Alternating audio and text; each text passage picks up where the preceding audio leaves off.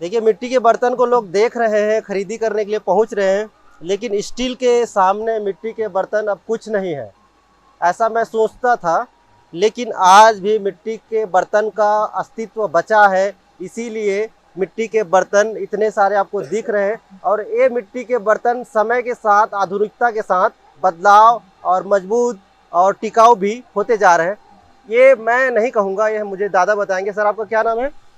मेरा नाम IA खान है। जी मैं रिटायर्ड असिस्टेंट डायरेक्टर रहा सन 12 का जी। और वर्तमान समय माटी कला बोर्ड में मैं कार्यरत हूँ। मैं डेवलपमेंट ऑफिसर और मार्केटिंग मैनेजर के रूप में कार्यरत हूँ। हाँ सर, बहुत खूबसूरत है। मिट्टी के बर्तन है, गिलास है, कप है, कटोरी है, चम्मच है, सारी बर्तन है यहाँ पे सर। लेकिन हम स्टील के दौर में आ गए हैं, स्टील का ज़्यादा टिकाऊ है, स्टील का ज़्यादा महत्व आ गया है लोगों के अंदर। तो ये मिट्टी के बर्तन का काम नहीं चलेगा, ऐसा मुझे लगता है। मैं इसके संबंध में प्रकाश डालना चाहूँगा कि पूर्व में भी आपने कहा कि आज जो स्टील के बर्तन वगैरह जो बनते थे, जिसमें हम आप सभी का रुझान था माटी, क्योंकि हम इस माटी कला की जो कलाकृतियाँ बनाई गई हैं हमारे कुंभकार समाज के द्वारा, हमारे माटी शिल्पियों के द्वारा, जो इसमें दक्षता प्राप्त कर लिए हैं, ऐसे लोगों ने इसको मूर्त रूप दिया है। उसके विषय में यदि हम विस्तार से यदि कहीं हम ध्यान दें तो हमें यह मालूम पड़ेगा कि हमारे जो पूर्वज हैं, है ना, वो भी पहले इवन आज से करीब 70-80 साल पूर्व में भी हमारे घरों में भी इस माटी के बर्तनों का उपयोग किया जाता था। आपने देखा होगा हंडी में दाल बनता है, चावल बनता था, दूध उबाले जाती थी, सब्जियां बनाई जाती थी, दूध भी कितना सोना लगता था। लेकिन आज के इस परिवेश में देखें हम कि जो लोगों को दूध शुद्ध मिलता था, वो आज हमें शुद्ध पानी प्राप्त नहीं हो रहा है। इसका वही रीजन है क्योंकि मोहनजोदड़ो और हड़प्पा की खुदाई के समय आज से आपने देखा होगा कि वहाँ की पक्की ईंटें, पक्के मिट्टी के बर्तन खुदाई पे मिले, जो इस बात को सिद्ध करते थे कि हमारी जो सभ्यता है वो पूर्व से ही इस मिट्टी के बर्तनों को अपनाती रही। मिट्टी का चलन शुरू से होता रहा, लेकिन जैसे जैसे विकास की ओर हम बढ़ते गए, हमारा रुझान दूसरी ओर हुआ। उद्योगपतियों ने उसको आकार दे करके लोहे के बर्तन को परिवर्तित रूप कर करके उसे स्टील के रूप में लाए। उसकी चमक से हम लोग चकाचौंध हो गए और उसको हम वापरने लगे। लेकिन हमने उसके अंदर क्या गुण है, क्या दोष है, इस चीज़ को परखा नहीं। अच्छा सर, मुझे करेक्ट करिएगा अगर मैं गलत हूँ तो। जितना समय तक मनुष्य जाति ने मिट्टी के बर्तन से खाना बनाया है, उतना समय तक मुझे नहीं लगता कि स्टील के बर्तन का वर्चस्व रहा हो। नहीं है, ये तो बिल्कुल आपने सत्य बात कही। ऐसा कोई वर्चस्व नहीं है। आज धीरे धीरे स्टील के जो बर्तन हैं, जो एल्युमिनियम बर्तन है, हर परिवार के घरों से दूर होते जा रहे हैं। मिट्टी के ये बर्तनों का चलन आया है।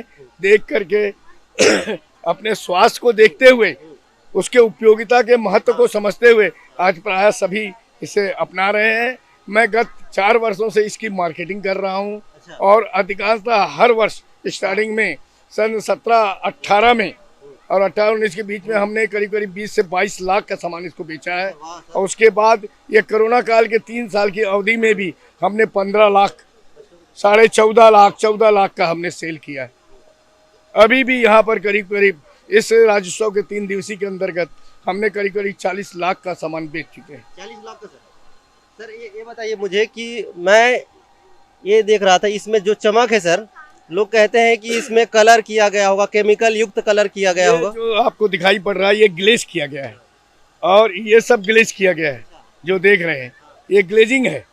ग्लेजिंग करने से, केमिकल से ग्लेजिंग करने से इसमें शाइनिंग और वो बढ़ जाती है। यदि हम इसे फुल रूप से ग्लेजिंग करें तो ये पूरा चीनी मिट्टी बन जाता है। जी सर। और चीनी मिट्टी चीनी मिट्टी होती है, कोई अलग चीज़ नहीं होती है। उस तरीके से ये भी देखिए। अच्छा सर, ये कितना मजबूत होगा सर? ये अच्छा मजबूत होता है, मजबूती में इसकी कमी नहीं है, क्योंकि मिट्टी बड़ी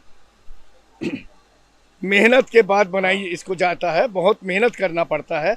मिट्टी बनने के बाद में उस ग्राइंडर से इसको मिट्टी को सर्वप्रथम उसको फोड़ा जाता है, ग्राइंडर चलता है, वो पिसाता है और उसको पानी के रूप में बहवाते हैं हम। अच्छा। नाली के रूप में। और वहाँ पर क्यारियाँ बनी रहती हैं, उसमें क्यारी में आपके धोती वगैरह बिछे रहते हैं, जिसमें पानी जाके एकत्रित होता है और वह सूर्य की रोशनी से, हवा से, तापमान से वो धीरे धीरे सूख जाता है और पपड़ी मेहनत का काम है। हाँ बहुत पपड़ी के रूप में सब मिट्टियाँ इकट्ठी की जाती हैं। फिर इसको मिसाई कर करके फिर इसको पग मिल वगैरह में डाला जाता है, वहाँ से फाइनल रूप में फिर मिट्टी मिलती है। और उसको फिर ये देख रहे हैं मशीन रखी है, ये जिगर जोली है। ये जिगर जोली का उपयोग ये मोल्ड की सहायता से, मतलब सांचे की सहायता से इनको आकार दिया जाता है। जिसका भी कटोरी है सर ये रीयूजेबल है कि नहीं? ये रीयूजेबल है, इसको हमेशा धोइए और वापरिए। हाँ, और ये स्वास्थ्यवर्धक है। अच्छा सर, आप मुझे कुछ दाम के बारे में बता दीजिए, क्योंकि जो हमारे दर्शक हैं वो जरूर सोच रहे होंगे कि इस प्लेट का क्या दाम होगा। देखिए ये ग्लेज होने के कारण से इसके रेट्स बढ़ जाते हैं। सामान्यतः रूप से देखा जाए तो 2 रुपए से लेकर के यहाँ पर 350 रुपए तक की सामग्री है। अधिक कहीं इनमें पेंटिंग वगैरह वैल्यू एडिशन के हिसाब से किया जाता है तो उसमें 10% और बढ़ोतरी हो जाती है। पानी का डब्बा जरा दिखाइए। जैसे ये ग्लास है, ये एक बॉटल है पानी का, ये पूरे 1 लीटर का है। अच्छा। हाँ, इसमें पूरे 1 लीटर पानी रहेगा और ये पानी जो है बिल्कुल ठंडा और बढ़िया मीठा रहेगा। ये स्वास्थ्य के लिए फायदेमंद है। उसी तरह से रूप में लेना चाहें तो आप ग्लास ले सकते हैं। एक गिलास, हाँ ये नहीं, ये गिलास है। अब चाहे आप इसका उपयोग दूध पीने में करें, पानी पीने में करें, चाय पीने में करें, वो अपने ऊपर है, ठीक है ना। तो इसका पानी हकीकत में पीने से शरीर में बहुत फायदेमंद होते हैं। इसके पीने से शुगर वगैरह की मात्रा भी कम होती है। इसे रात में साफ करके पानी में रख करके ढाक दें और उसके बाद मान लो आप 2 बजे रात को 3 बजे उठते हैं, पीने की आदत है, पानी पीजिए, सुबह उठते साथ इसका पानी का सेवन कीजिए, आपको फायदेमंद रहेगा।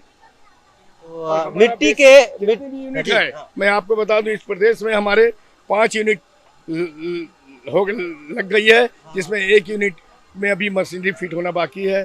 आपका दंतेवाड़ा में कुम्हार रास में हो गया है, आपके धमतरी जिले में नारी गांव में है, आपका महासोन जिले में बसना से 8 किलोमीटर दूर है गढ़फुलझर है, और सूरजपुर में आपका तेलई कछार में हमारी यूनिट लगी है।